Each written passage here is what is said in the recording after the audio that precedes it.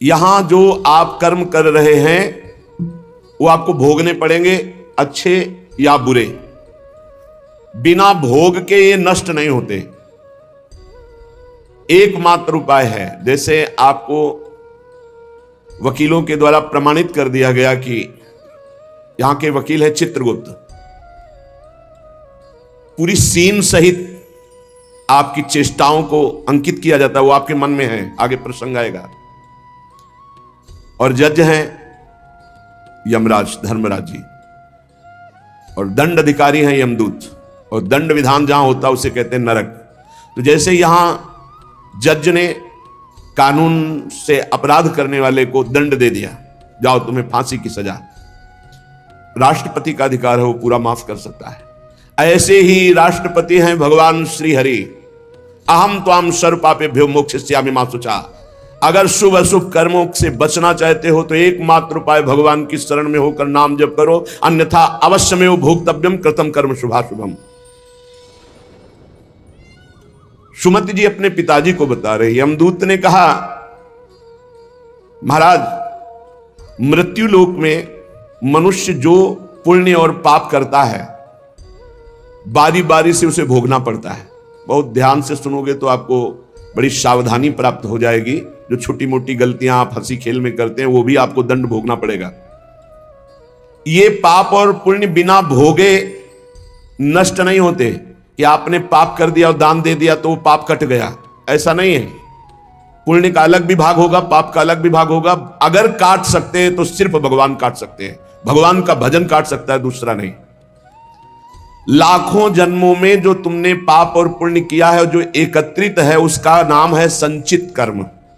संचित पाप और पुण्य, और उससे जब मनुष्य शरीर मिलता है या जो शरीर मिलता है उससे जो हिसाब निकाल करके कुछ पुण्य और कुछ पाप, उसे प्रारब्ध भोग कहते हैं। फिर यहां कर जो नवीन कर्म किया जाता है उसे क्रियमाण कहते हैं। मनुष्यों के लिए जो उनका जमा हुआ पाप और पुण्य है वो अंकुरित होकर बढ़ता रहता है, ब्याज दर ब्याज।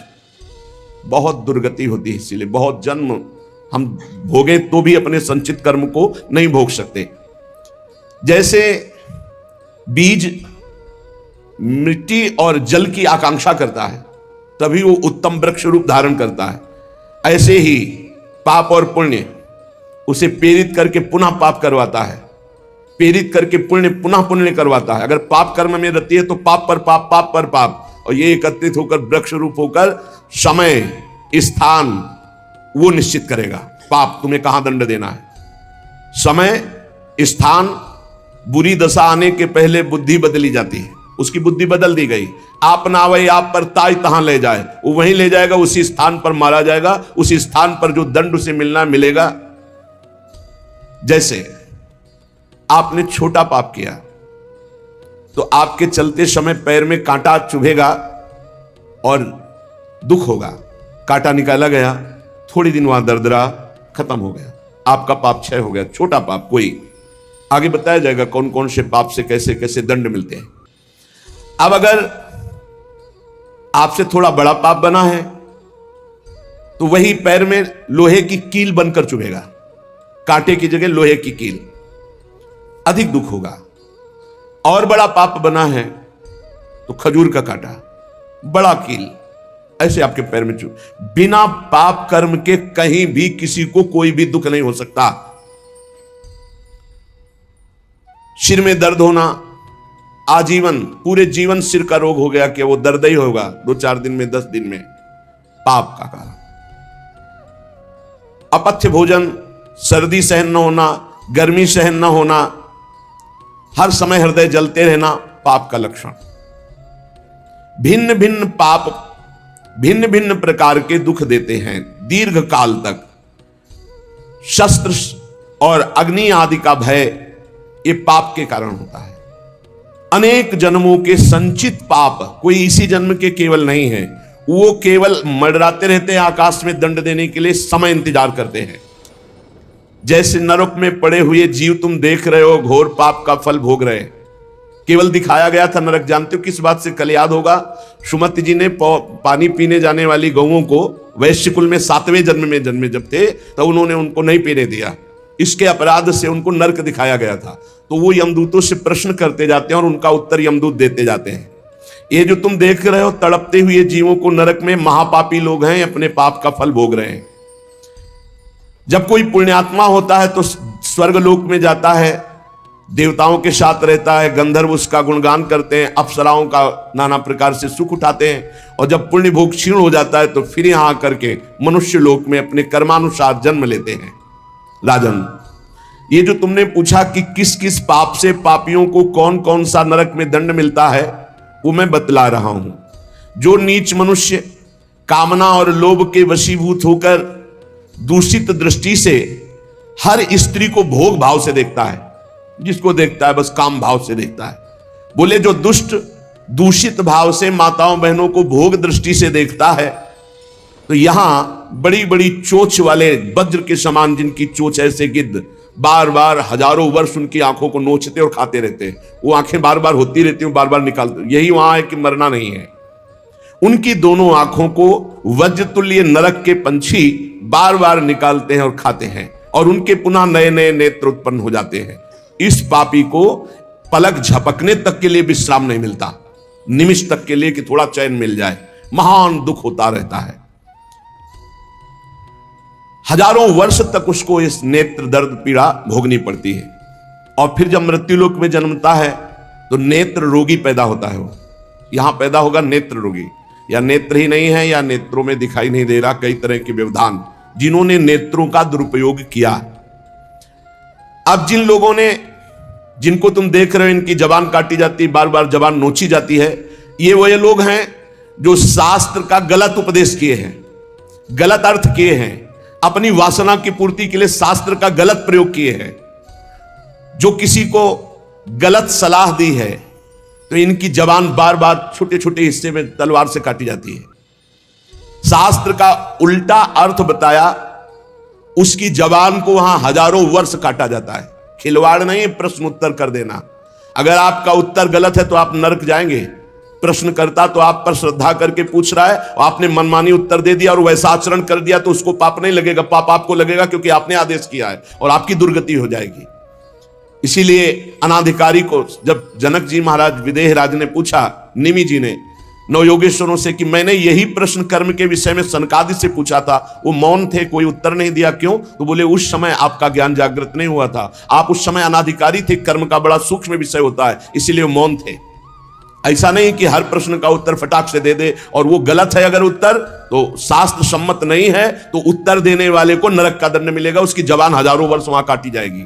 जो शास्त्र का गलत अर्थ करता है, जो शास्त्र को अपनी वासना पूर्ति के लिए घुमा करके बोलता है, जो किसी को बुरी सलाह देता है, उसकी जबान यहां काटी जाती है, जो देख रहे हो। और हे सुमति जी, जो वेद की निंदा करते हैं, देवताओं की निंदा करते हैं, संतों की निंदा करते हैं, वैष्णव की निंदा करते हैं, गुरु की निंदा करते हैं, गुरु पर दोष दृष्टि करते हैं, गुरु को वक्र दृष्टि से देखते हैं, क्रोध दृष्टि से, उन सब को यहां भयंकर वज्रतुल्य वाले जिनकी चोंच है, ऐसे पक्षी गिरा गिरा करके उनके अंगों को नोचते हैं, जबान, आंख और उनके शरीर के अंगों को। जितने निमेष तक उनके द्वारा ये जिह्वा जनित पाप हुआ है, उतने हजार वर्ष तक उनको पक्षी नोचते हैं। जो नराधम बिना दोष के दो मित्रों में फूट डाल देते हैं, एक दूसरे की चुगली करके, पिता पुत्र स्वजन में भेद पैदा कर देते हैं। और जो पुरोहित, बहुत ध्यान देने योग्य बात, अनुष्ठान का संकल्प लेता लेकिन अनुष्ठान पूर्ण नहीं करता, जजमान को क्या पता? जो पुरोहित जजमान से नियत संख्या ले ली धन और अनुष्ठान पूरा नहीं किया, या जो अपनी माता और पिता का अपमान किया, जो अपनी शरणागत, अपने अर्धांग विराजमान पाणिक ग्रहण की हुई पत्नी का विविध प्रकार से अपमान और शोषण किया, वो यहां आरे से चीरे जाते हैं हजारों वर्ष तक। दिखाया, देखो ये बीच आरे से आराम आराम से एक एक अंग चीरे जाते हैं। उस पुरोहित को भी दंड मिलता है, उस पुत्र को दंड मिलता है जो माता पिता का अपमान, उस पति को दंड मिलता है जो पत्नी का शोषण, उस पत्नी को दंड मिलता है जो पति से छल करती है। आप खुली आंख इनकी दुर्गति देख सकते हैं।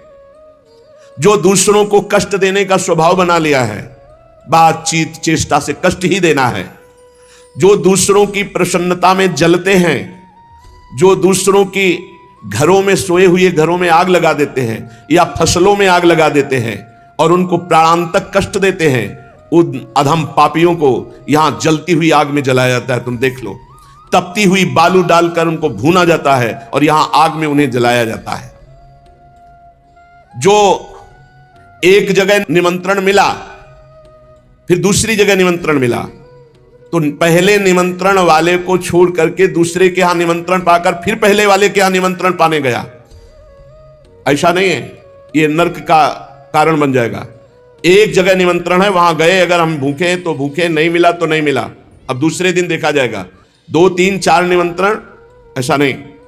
जो ब्रह्मर्षि किसी देव कार्य के लिए, पितृ कार्य के लिए यजमान के द्वारा निमंत्रित किया गया और वो दूसरी जगह भोजन कर लिया, दूसरे निमंत्रण को स्वीकार करके फिर उसके यहां भोजन करने गया, तो उसको यहां नरक में 2 टुकड़े करने वाला दंड मिलता। बार बार उसके 2 टुकड़े, ये बार बार बहुत जगह भंडारा, बहुत जगह निमंत्रण, ये ऐसा नहीं है। सिद्धांत है, तुम भूखे हो तो एक जगह चले जाओ और अपना पेट भरो, भजन करो।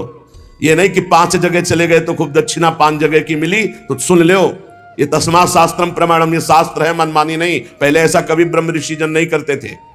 5 घरों में भिक्षा मांग लो, या निमंत्रण है तो एक जगह जाके पेट भर लो जो रूखा सूखा मिले।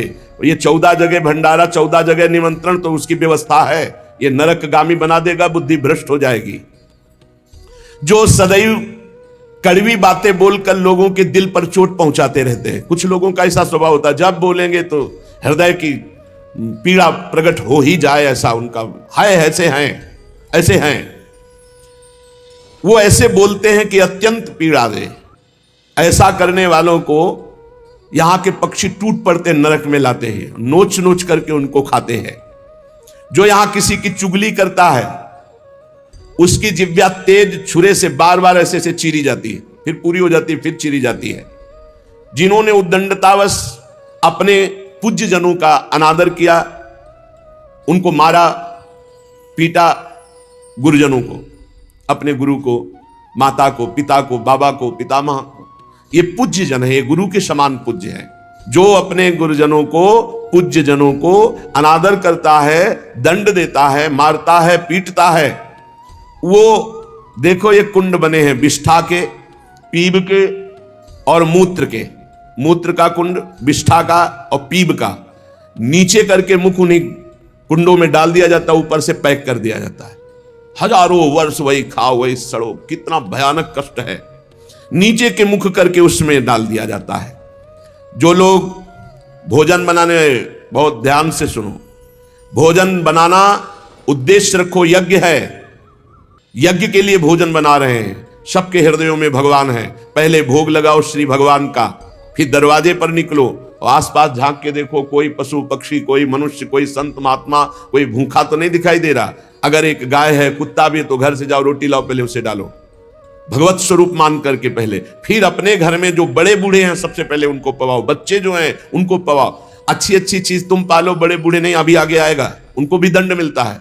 तो जो रसोई बनाए तो उसे भाग लगाना चाहिए, देवता का भाग, अतिथि का भाग, कौवे का भाग, गाय का भाग, और अपने जो पूर्व के बुजुर्ग जन हैं पहले उनकी सेवा। अच्छा, जो भी रसोई बने, भगवान का भोग लगाया, दरवाजे तक गए, अतिथि को देखा, एक गौ के लिए ग्रास निकाला, एक कौवा पक्षी आदि के, जरूर जरूर ये नहीं निकालोगे तो पाप है। गीता जी में कहा, जो अपने लिए पका के पाता है वो पाप पाता है। तो जो अभ्यागत, अपने बुजुर्ग और अतिथि, अब कोई साधु महात्मा आया, माना कोई भी हो, वो दरवाजे में पुकारा, राधे श्याम, आप छुप नहीं सकते, आपको निकलना पड़ेगा। हाँ, राधे राधे, क्या चाहिए, क्या सेवा करूं आपकी? आप जल पिएंगे, आप भोजन पाएंगे? नहीं, मुझे पैसा चाहिए। वो नहीं दे सकता, खत्म खेल, आपका आदर हो गया। आप मृदु वचन में इतना तो बोल सकते हैं, राधे श्याम, आप इतना बोल सकते हैं, आप जल पिएंगे, आप रोटी पाएंगे, भोजन प्रसाद पाएंगे। नहीं, मुझे रुपया चाहिए, नहीं, मेरी श्रद्धा नहीं, मैं नहीं दे सकता, सामर्थ्य नहीं है, श्रद्धा नहीं है, कुछ भी आप कह दो उस पर चलेगा, पर आपको निकलना चाहिए। यदि आप छुपे रहे हो, आपके कान में आवाज आई, आपके दरवाजे से भिक्षुक वापस जा रहा, तो आपके सुकृत नष्ट हो जाएंगे और आपको पाप लगेगा। ये धर्म है, अतिथि देवो भव। देना ना देना वो आपके ऊपर की बात है, लेकिन मृदु वचन, जल और भोजन, ये 3 तो प्राय सब नहीं, कुछ है एक फल दे दे। अगर वो कहता है मुझे भूख लगी है, तो आप वहीं गेट के बाहर बैठिए, परिचय नहीं है इसलिए, घर में जो सदस्य पुरुष वर्ग का उससे 2 रोटी भेज दीजिए। जो दुष्ट आए हुए अतिथि का अपमान कर देता है, अतिथि देवो भव, बड़ी महिमा है गृहस्थ धर्म में अतिथि सेवा, साधु सेवा की, उसे यहां पीब चाट चाट के पवाई जाती है नरक में, उनका बुरा हाल होता है। बहुत सावधान है। इसीलिए धर्मात्मा पुरुष एक एक कार्य को बहुत धर्मपूर्वक, जो यहां दूसरे के भाग का अपहरण कर लेते हैं,